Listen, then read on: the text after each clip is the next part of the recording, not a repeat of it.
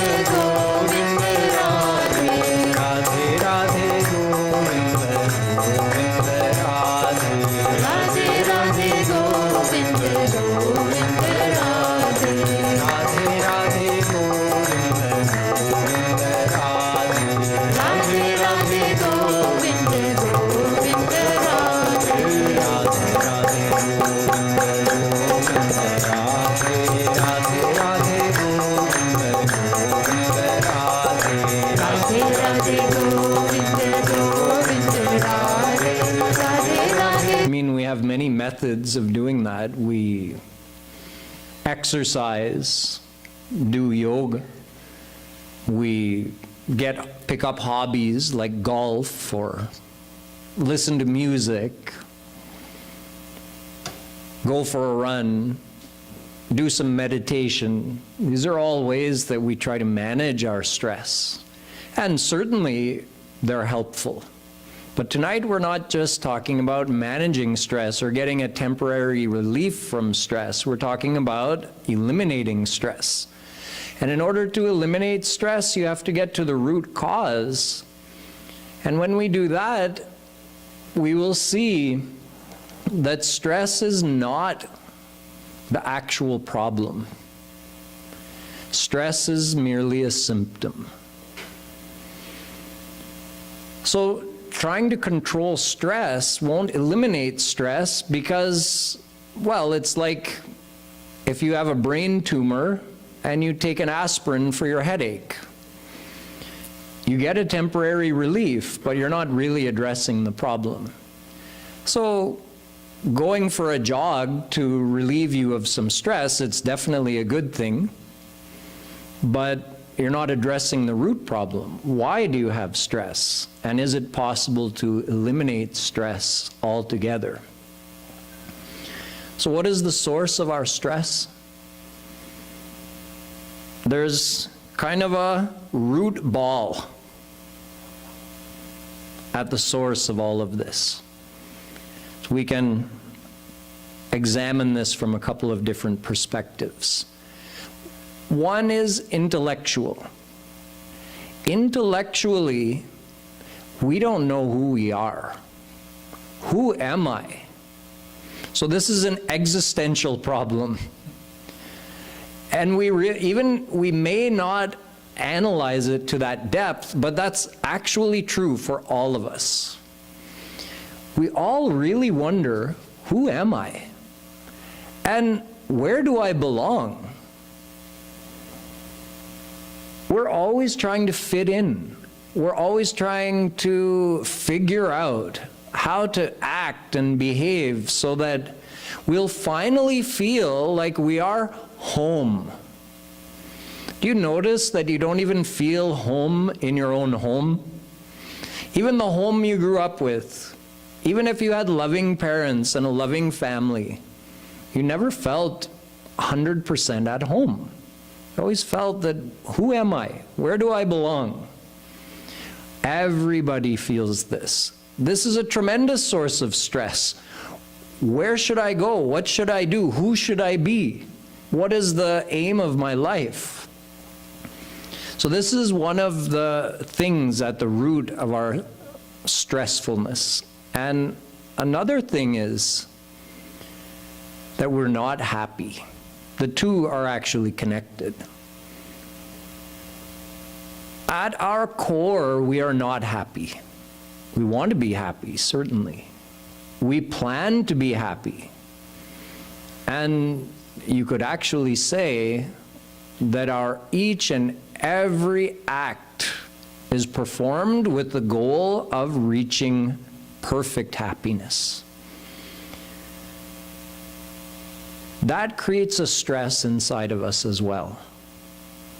We feel some kind of lack, but a lack is like a very weak way to explain what we really feel inside of us.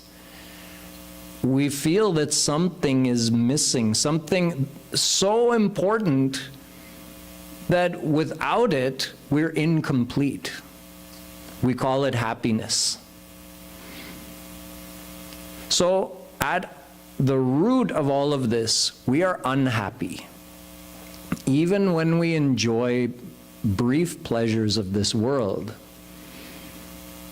even that doesn't cure that inner void we feel. We still feel, even when enjoying the best things of this world, even when you're in the arms of someone who loves you the most, there's still fear. What if this person stops loving me? What if they leave me? And even if that fear isn't prominent, there's still a feeling, this isn't enough. That creates a great sadness inside of us. Even this isn't enough. I have love, I have wealth, I have everything a person should want in this world, and it's not enough. So all of this combines to create this ball of, well, it's the root problem. Who am I? Where do I belong? Why am I unhappy? Why can't I find perfect happiness? Why am I always dissatisfied? This is the source of all of our stress. If we could, so it's both an intellectual problem and an experiential problem. If we could solve our intellectual problem, that existential problem, who am I, and also get the experience of true happiness, then we've cured the problem at its root. So like I said, this sounds like a very ambitious project, but in fact, if we take it step by step, it's very realistic. It's very possible. So let's examine the intellectual side first. We all doubt, who am I? Do I belong here, or do I belong? That's why the grass is always greener somewhere else. I'm with these people, but would I be happier with those people? Do I actually belong over there? I'm in this job, but would I actually be happier in that job? Where do I belong? Who am I? So, this is something that even if a person thinks about for their whole life, trying to figure out who they are, we can't answer this question for ourselves. Which is kind of humorous if you think about it. I mean, it's ironic. We want to know who I am, who we are, and yet we can't answer that question ourselves. We need help to answer this question. The help comes from our scriptures. Our scriptures, Vedic scriptures, Ved, Shastra, they tell us, first of all, that well, let's start with this. You are not the body. This is what our scriptures tell us. You are not the body. Ajo nitya shashvatoyam purano nahanyate hanyamane sharire. Shvetashvatropanishad. The body dies, but you don't die. So you are something other than the body. See, the scriptures tell us this, but we can also know logically. You see someone, you knew them, just a few minutes ago they were alive, and now although the body is lying there, they are no longer there. They died. Their body died. So you can logically deduce that whatever that individual was, it's not this body, because the body is still here, but they're gone. Where did they go? I don't know. I didn't see them leave, but they're no longer here. So we're going to get rid of this body. But this mantra from Shvetashvatra Upanishad says, you are not killed by the death of the physical body. So you're something more than the body. Okay, then, I must be my mind. You're not your mind either. Because when you go to sleep at night, you enter into a state called Sushupti Avastha. In this Sushupti state, you're even beyond dreams. Before that, you go through a dreaming state, swapnavastha. In that state, your mind is still active, your subconscious mind. But when you go into sushupti, then even the subconscious mind becomes quiet. Your whole mind merges into a completely inactive state. During this time, we actually do get a relief from stress, but it's only temporary. It only lasts for as long as we're in this sushupti state. Even when you're dreaming, you still feel stress. So the dream world is not a relief from stress, but that deep, dreamless sleep, that's a relief from stress. It's a relief from all thoughts, all feelings. But then you wake up. So when you wake up, you feel, okay, I'm the same person I was yesterday. I'm the same person who fell asleep last night.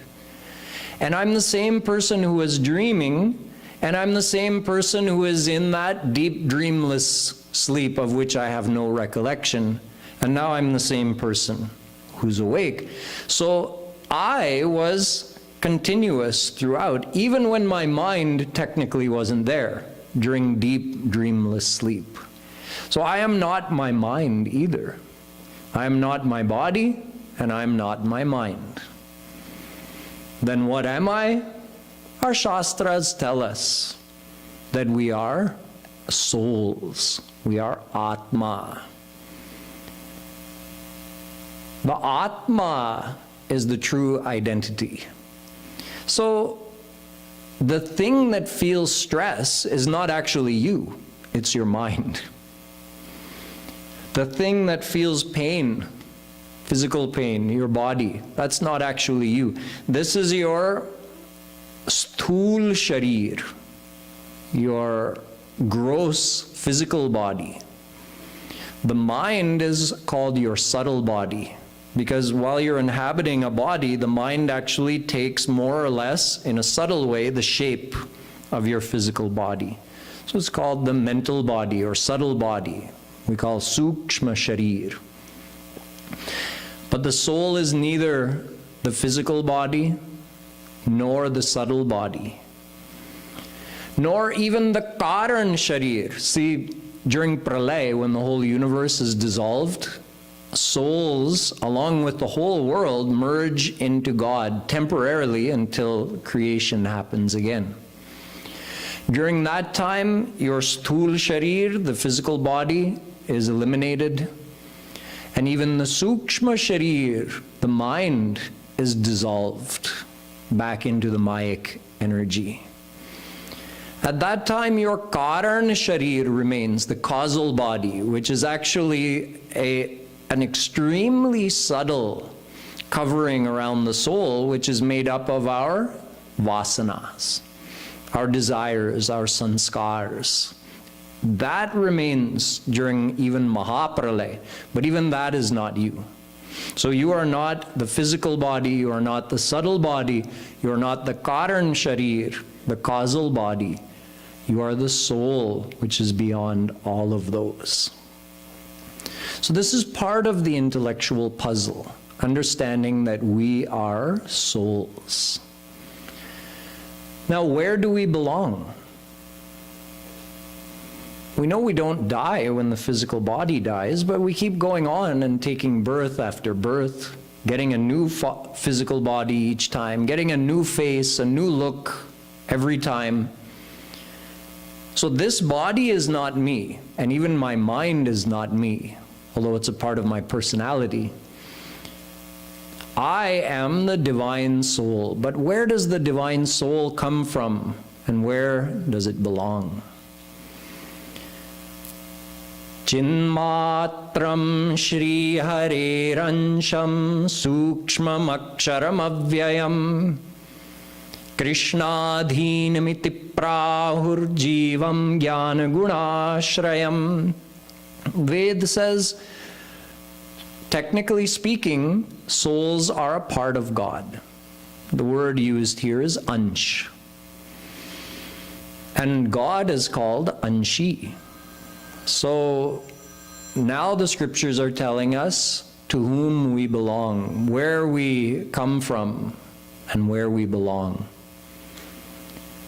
God. We're actually a part of God. Ansh means a part of. So substantially speaking, we're the same as God. We're related to God. He is divine and we are divine. That's why we're sentient beings, because God is a sentient being and we are a part of His family. We're just like Him in this way. Although He exceeds our limitations in every other way, but in terms of our substantial existence, we are made of the same substance He is. Sat-Chit Anand, divine substance. So we know that we are a divine soul and we belong to God. Each one of us has existed since eternity. And although we've lived infinite lifetimes, donned infinite bodies, and died infinite times, had infinite different families, infinite different husbands and wives and kids, but one constant has always been there. God, Shri Krishna, has always been with us. Shri Krishna is Paramatma. He lives inside of us. Eko Devah Sarvabhuteshu Gudha Sarvavyapi Sarvabhutantaratma. Shvetashvatra Upanishad says, He's not only all around you, He's even within you. So this is the other part of the intellectual puzzle that we're missing. We feel alone because we forget that Krishna is with us. We feel stressed out because we don't know who we are. So we have to remember, I am the soul. I am a divine soul, and nothing can destroy me. I have nothing to fear on a soul level. Something may harm my body. Nothing can harm my soul. Nothing can destroy me. I have been here forever. I will be here forever. No matter what happens to me in this life, I will always remain. And Krishna will always be with me and within me. So I'm never alone and I'm never apart from Him. Doing manan of these few facts that I just shared with you, this is part of what we need to do to begin to eliminate stress. This intellectual understanding has to go deep into our mind. I am not this body. The things happening to me in this world, they're a part of my life, but they too shall pass. I am eternal and indestructible, and I belong to God. I'm a part of Shri Krishna. He is mine, and I belong to Him. When this idea, well, as deeply as this idea enters one's mind, that much we will become impervious to stress. So this is the intellectual side of the puzzle. And one thing I forgot to mention is when I conclude this lecture in a few minutes, there will be a chance for some question and answer. So just keep it in mind. If you think of anything that you want to ask me in a few minutes when I finish, then we'll have a chance for some question and answer. So we covered the intellectual side. What can we intellectually do to address the root cause of our stress? So we have to accept these facts that I am a divine soul and I am a part of Krishna and He is always with me. However, intellectual understanding on its own is not enough. We need to experience something. What is that? Happiness. When you feel happy, you don't feel stressed. Now, we've never felt 100% happy, therefore we've never been 100% free from stress, except temporarily when we're fast asleep. We can't stay asleep forever. And anyway, our true goal in life is not just to be free from stress, it's to experience happiness and joy. So instead of thinking, how can I relieve myself from stress and pain, we could just think, how could I find happiness? If we could find happiness, then the relief from stress and pain would be automatic. If you're happy, then it's understood that you're not stressed out. How do we find happiness? Well, happiness is none other than God. Anando Brahmeti Vijanat. Taittiriya Upanishad says, God himself is happiness. Part of our stress is that we're looking for happiness and failing to find it. And that makes us feel desperate. Why is it my life is going by and I've yet to find perfect love that can make me feel completely happy? My life is going by and I've yet to find that experience that makes me feel whole and complete. So we have to find that perfect happiness. The temporary pleasures of the world that every one of you experiences, you know they've never been enough. So thinking that getting more of the same is going to make you happy sometime in the future, that's not a logical approach. You've already experienced so much of this world, not only in this life, but all your past lives. In past lives, you've been a king, you've been a queen, you've been famous, powerful, you've been a beggar as well. And yet here we are. So these things, which we could even call trifling things, trivial pleasures of this world, which we desperately want to enjoy because we feel a hole inside of us and we're trying to fill it with these things. They can never fill that hole, because that hole is actually the desire to be one with God. Not just be one with God, but be in union with God, you could say, to experience God wholly and completely. You see, every part will continue to feel incomplete until it's joined with its whole. God is our whole. Krishna is our anshi, we are his ansh. This is a law of nature. You know that, see, we could say that if this were a clump of earth, this is like ansh, and the earth is the anshi. This is the part, and it belongs to the whole. Right now it's feeling incomplete. It's separated. The ansh is separated from its anshi. How do I know it's feeling incomplete? Because there's an attraction.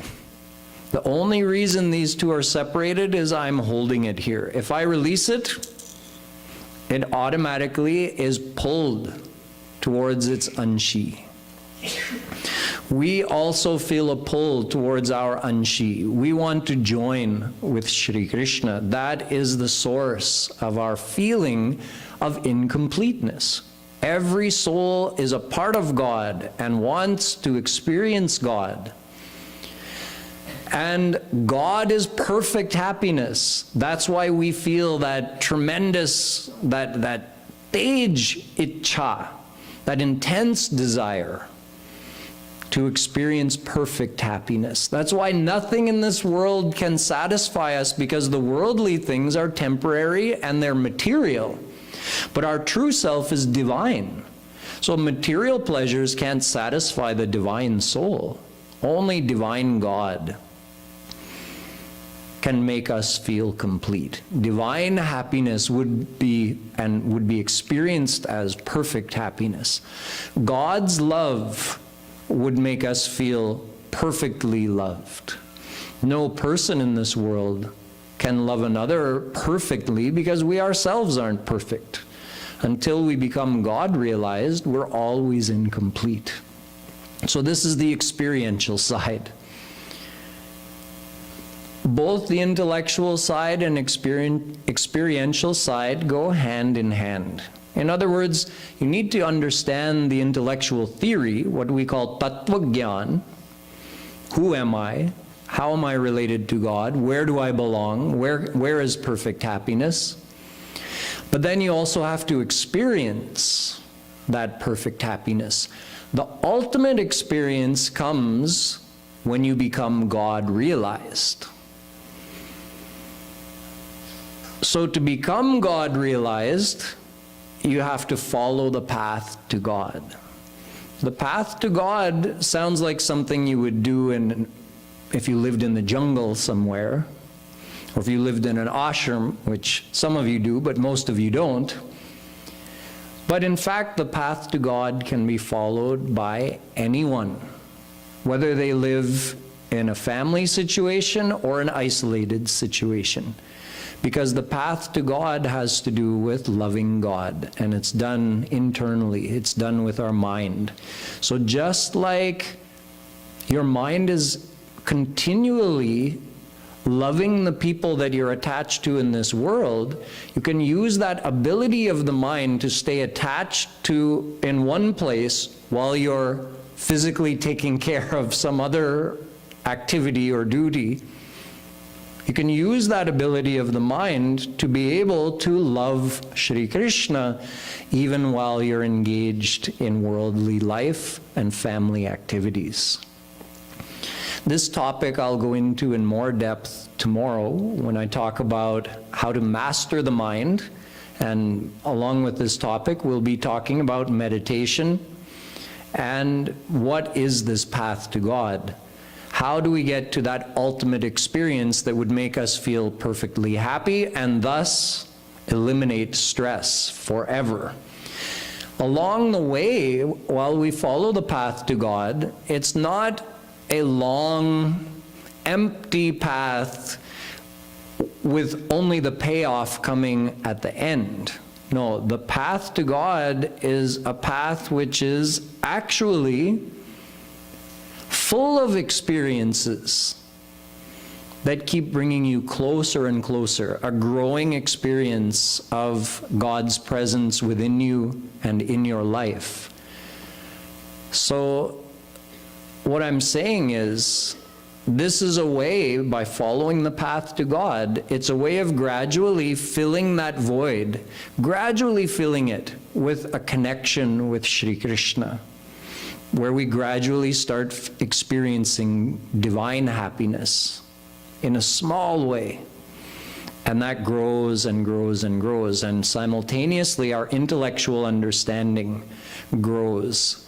So naturally, our feelings of insecurity and stress reduce as this devotional experience goes on, expanding as we follow the path to God. So I'll expand on this topic tomorrow during the Sunday morning satsang, which will be from 11 till 12:30. So during this time, I'll give a talk on mastering the mind, doing meditation, because meditation is an integral part of the path of God realization. So we'll discuss all of that tomorrow. And now we'll take a couple of minutes. If anybody has any questions, we'll take a minute and give you a chance to ask. We have a wireless mic so everyone can hear your question. Bhaiya, raise your hand again. So. Hello. It was a very nice topic. I enjoyed it. I just have one question, because we talk about spirituality in general. Spirituality is one way where we think that being thankful for what we have, does it actually help us to make our stress go down? Is that part of spirituality? is, having the ability, because as humans, we all have desires. So being thankful for what we have in life, does it actually make us being more, less stress? I would say that's part of having a positive outlook. Being thankful for what we have is part of several things that we could keep in mind to maintain a positive outlook. But what we want to do is go even beyond that. We want to create a real connection with God that goes even deeper than just being thankful for the material things we have, but where we actually start feeling divine God's presence with us.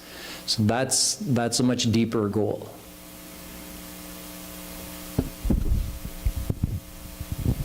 Hello. So when I close my eyes, and so sometimes I feel, okay, I am a soul, I am not a body. But the problem starts when I interact with the world. When I go to the job, when I meet my friends, meet my enemies, and meet my wife even. So how the practice can help me to remember at that situation that I am a soul and not the body. And so what kind of practices I can do to detach from that world? The path that I'll be describing in tomorrow's lecture, the path to God, which includes the practice of meditation, which we do here. By practicing that every day, what ends up happening is that spiritual consciousness, which you referred to, where you have some awareness of your divinity, that spiritual consciousness has to be integrated into our material active life. And initially the two don't integrate, but the more we practice, the more that spiritual awareness becomes almost like our baseline. It becomes our regular waking consciousness. But that takes time, it takes practice, and it actually happens naturally. So the more the meditation we do here is a very specific meditation called Rup Dhyan, where we meditate on God Himself. So by doing this, we create and deepen a connection with God. So while you're doing the meditation, eventually you start experiencing something in a very deep way. And in the beginning, again, you get the disconnect. As soon as you stop your meditation, the world just takes over.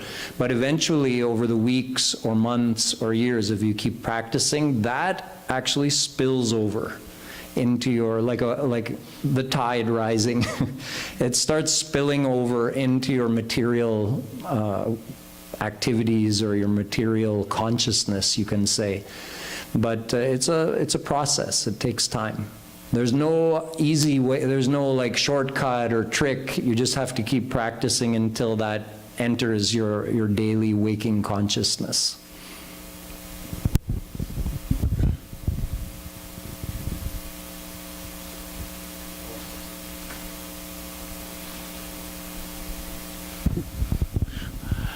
I wonder if you can tell us how to stop getting happiness from the wrong things. Be it eating, sleeping, laziness, drinking, what have you.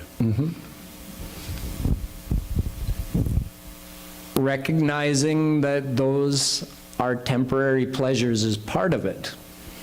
But the real effect comes when we start, remember I was saying we have to get some experience of God, and it starts small and grows.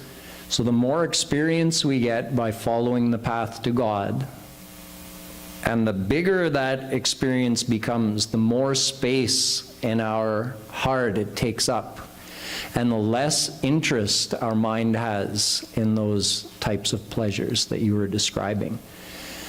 It's not wrong for the mind to want happiness or pleasure. It's our nature. Because God Himself is happiness and we're a part of Him, so we naturally desire happiness and pleasure. But the thing is, we're seeking it from the world instead of seeking the divine happiness from God. So until the mind starts experiencing that happiness, it's never going to let go of the material pleasures. So don't worry too much. I mean, have the knowledge about the limited nature of the material pleasures, but don't worry about forcefully making the mind leave those things. Think more about how can I attach my mind to God and start experiencing devotional happiness, devotional pleasure, and that will create a natural transition where your mind will naturally start becoming more interested in God than the world. Any other questions? Yes, here.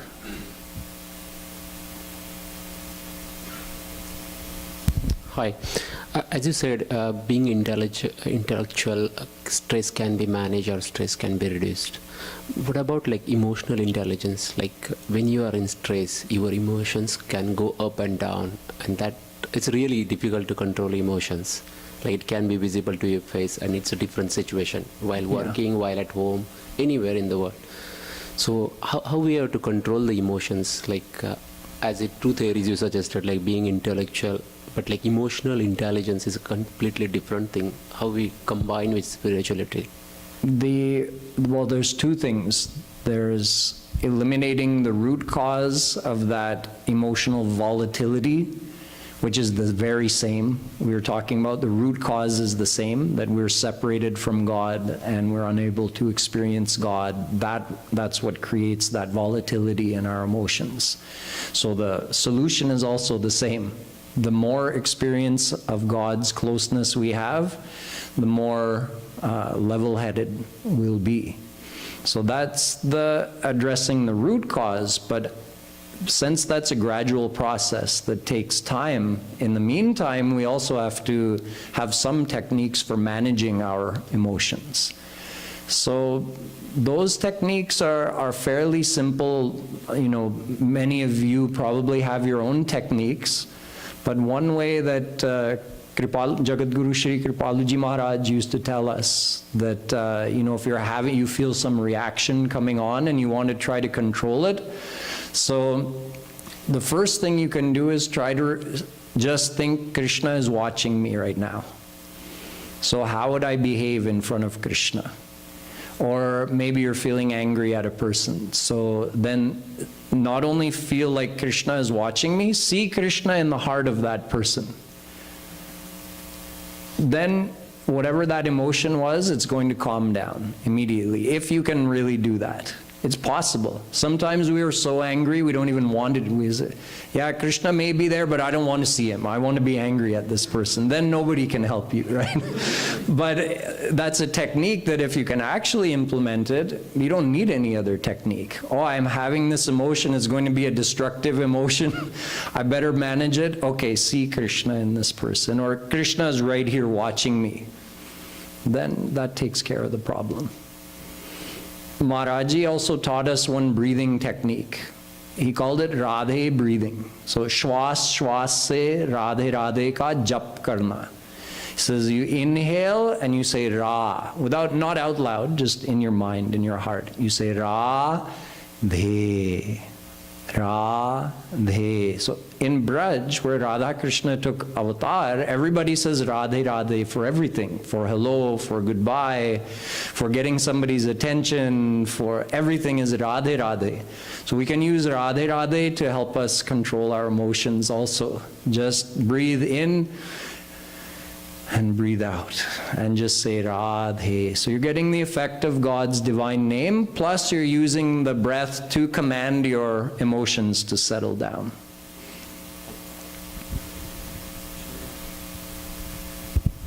Radhe Radhe Bhayaji. It was a wonderful lecture right here. Where? Who? Okay. Surinder here. The question for you is, when the soul departs from the body, so is it instantly transferred to a different body or goes to Godhead first? It doesn't go to God, actually. It stays in the material realm. And depending on our karma, you know, someone could be immediately reborn in some other species or as a human somewhere else, or even in your own family you could be reborn. Or you could go to Swarg or Narak, so, and then eventually be reborn here on earth. So it's going to be different for every person. But unless we attained God in this life, you don't go to God and then go somewhere else.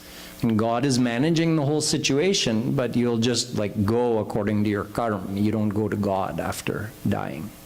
Even the heaven also is like temporary place to stay, right? It's not permanent. That's right. Thank you.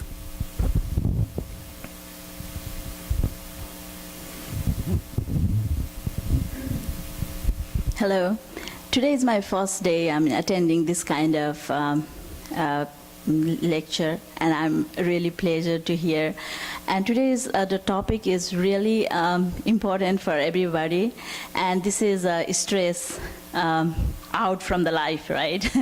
So as a day-to-day life, I was thinking about like whenever I'm just talking about my life. So whenever I get the stress, by the time I get the pleasure also somehow, because I believe in the God. And I was thinking that happiness is kind of illuminating of my stress level, but I'm not, I'm a little confused whether this is from God's side, or is that the true happiness, or how do I take that kind of pleasure when I have a stress, too much stress in my life? So the pleasure comes by remembering God? I always remember God. Yeah, that's the reason I'm asking the question today. So if you're getting pleasure by remembering God, this is a glimpse of the divine pleasure. It's depending on how much connection we have with God, we experience pleasure while remembering Him. And that's the real pleasure. That's the real happiness. Oh, thank you so much. That's my question. So now we have to know how to increase that so it stays all the time, which is what I'll be talking about tomorrow morning. So let us finish with a couple minutes of kirtan, which is actually a time to meditate. So I'd like you all to think about Krishna. Think about that tattva gyan you got, that you belong to Him. You're the same. You're related to Him. And He's always with you. So just see His beautiful form and feel His presence with you. And we'll do a couple minutes of chanting while we all do our own meditation and try to feel close to God in this way.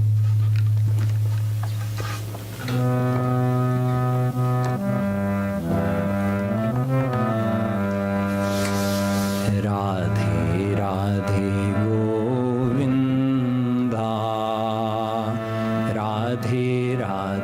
Govinda.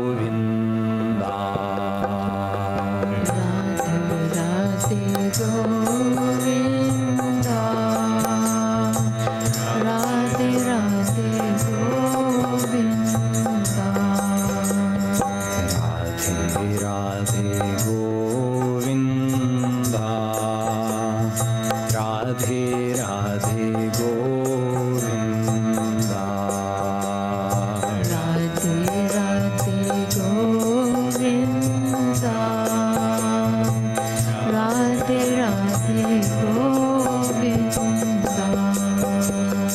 Radhe, Radhe, Govinda.